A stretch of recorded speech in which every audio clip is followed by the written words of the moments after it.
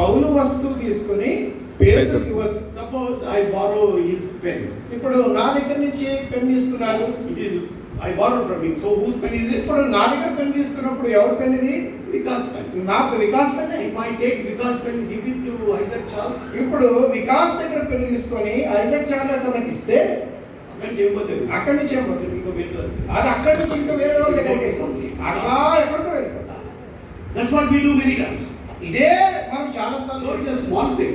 చిన్న విషయం అయినా A pen with 2 rupees, 5 rupees. అది పెన్ను కేవలం 2 రూపాయలు 5 రూపాయలు ఉండొచ్చు. But I have no right to give it to Isaac. అయితే నాకు ఎటువంటి హక్కు లేదు నేను తీసుకున్నది ఐజాక్ గారికి ఇవ్వడానికి. I must return back to Vikas. మరి వికాస్ దగ్గర తీసుకున్నాడు Any cost, I must return. నేను ఏదైనప్పటికీ That వికాస్ దగ్గర ఇచ్చేసాను. principle Paul is applying here. అంటే ఇదే నియమాన్ని పౌలు కూడా I చెప్తున్నాడు. don't want to do anything without you. ఆయన అంటాడు నీ సమ్మతి లేకుండా ఏది చేయటకు నాకు ఇష్టం లేదు. Therefore I am sending him back to you. అందుచేతనే ఇతన్ని తిరిగి మరలా నీ వద్దకి పంపించాను. And now how you must receive him? అయితే ఆయన నువ్వు ఎలా అంగీకరించాలి? You must receive him forever.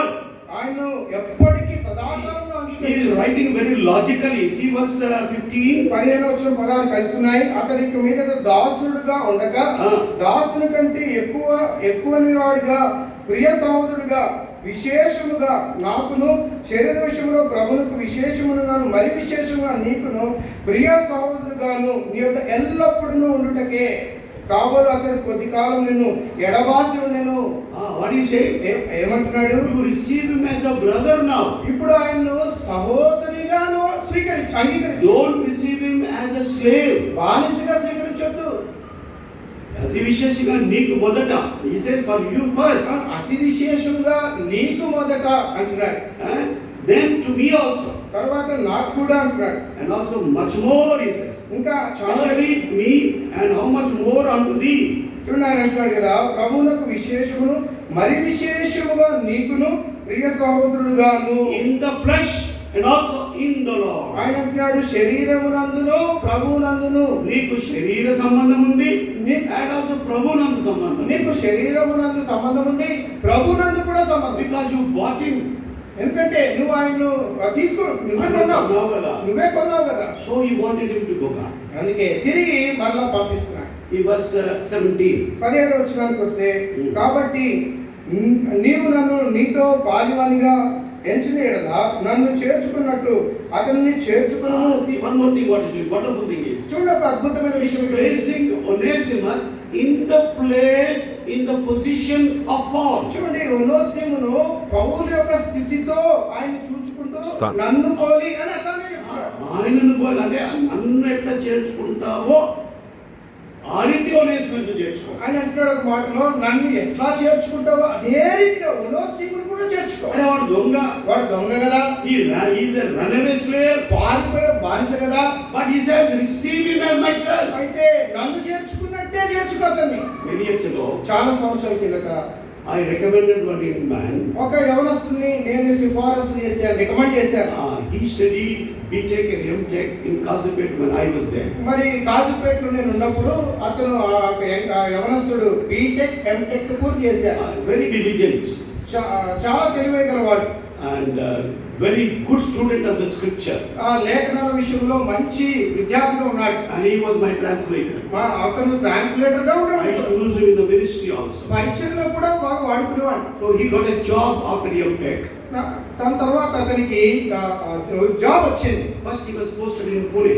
పూణేలో పోస్టింగ్ వచ్చింది. And after his probationary period, దాని తర్వాత కొంత మరి ప్రొబేషనరీ పీరియడ్ ఉంటుంది తరఫీదు కాలము. given a posting in Bangalore in DRDO. దాని తర్వాత బెంగళూరులో DRDO అనే సంస్థలో ఆయనకు ఉద్యోగం ఇచ్చారు. Then he wanted to go to Bangalore. అయితే ఇప్పుడు ఆయన బెంగళూరుకు వెళ్ళాలి. I wrote to the Lord servant there. అక్కడ ఉన్న దైవ సేవకునికి నేను ఇలా ఉత్తరం రాశాను. He is coming with a new posting in DRDO. Please receive him as my son. నేను ఎలా రాస్తానంటే ఇగో నీ దగ్గరికి యవనస్తుడు వస్తున్నాడు, అక్కడ DRDOలో అతని పోస్టింగ్ వచ్చింది, నన్ను చేర్చుకున్నట్టుగానే అతను కూడా నువ్వు చేర్చుకోవాలని రాశాను. So that God servant who was there at that time. అయితే ఆ సమయంలో అక్కడ దైవ సేవకుడు ఉన్నాడు. Morning 5 o'clock he went to main city railway station in Bangalore. మరి ఉదయకాల సమయం 5 గంటలకు 5 గంటలకే లేచి ఆయన రైల్వే Winter వెళ్ళాడు. season, Bangalore is very, very cold. చూడండి, చలికాలంలో అయితే బెంగళూరుకి వెళ్తే చాలా చాలా I'm చలి. talking about nearly 40 years back.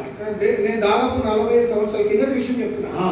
So he went and visited that young man. అయితే ఈ దైవ సేవకుడు ఆ 5 గంటలకు లేచి వెళ్ళాడు. Then he said, Brother John Stewart wrote to me to receive you as I received him. ఆయన యొక్క యవనస్తుడు అన్నాడు కదా, అయ్యా జాన్ స్టూవర్ట్ గారు ఆ సేవకుడు అన్నాడు యవనస్తుడితో. యవనస్తుడితో అన్నాడు ఆ సేవకుడు, నన్ను ఎట్లా చేర్చుకుంటారో నిన్ను అట్లనే చేర్చుకొని నాకు ఉత్తరం రాశాడని చెప్పాడు. That's why I have come. ఇదే మన దేవుడు ఇటువంటి. That's how I have come, that God's servant said. మన్నించండి, ఈ రీతిగా జరిగిందని గాడ్ సర్వెంట్ గారు చెప్పాడు. So then further verse 18. చూడండి, 18వ వచనానికి వస్తే, అతడు నీకు ఏ నష్టమైనను కలిగి చేసినట్లా నీకు ఏమైనా రుణమైనట్లా అది నా లెక్కలో చేర్చుము. He's saying, so receive him as myself. ఆయన అంటాడు, నన్ను వల్ల అతను చేర్చుకోను. Not only that, అంతేకాదు, if it's wrong anything, ఆయన ఏదైనా పొరపాటు చేస్తుంటే, నష్టపరిస్తే, ఆయన నష్టం చేస్తుంటే, I will come, I will repay it back. నేను వచ్చి నా లెక్కలో చేర్చుకోను, నేను కడతాను దాన్ని అంటున్నాడు. He wanted him to restitute. అతన్ని అలా చేయాలని కోరుకుంటున్నాడు. And verse 20. రండి, 20 వచనంలో చూసినట్లయితే, నీవే నాకు రుణపడి ఉన్నావు, నేను Dear brother, let me have joy of thee in the Lord. Refresh my bowels in the Lord. చూడండి, ప్రభునందు నీ వలన నాకు ఆనందము కలుగు నిమిత్తము క్రీస్తునందు నా హృదయమునకు విశ్రాంతి కలుగు చేయును.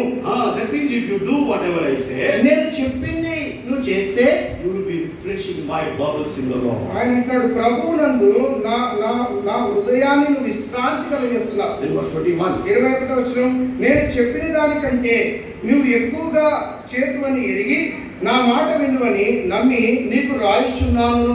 You are going to do more than what I say. నేను చెప్పిన దానికంటే నువ్వు ఎక్కువగా చేస్తావు. That means you will receive him. అనగా నువ్వు ఆయన స్వీకరించు, You will forgive him. అతను క్షమించు, You will past tense గా చెప్పు.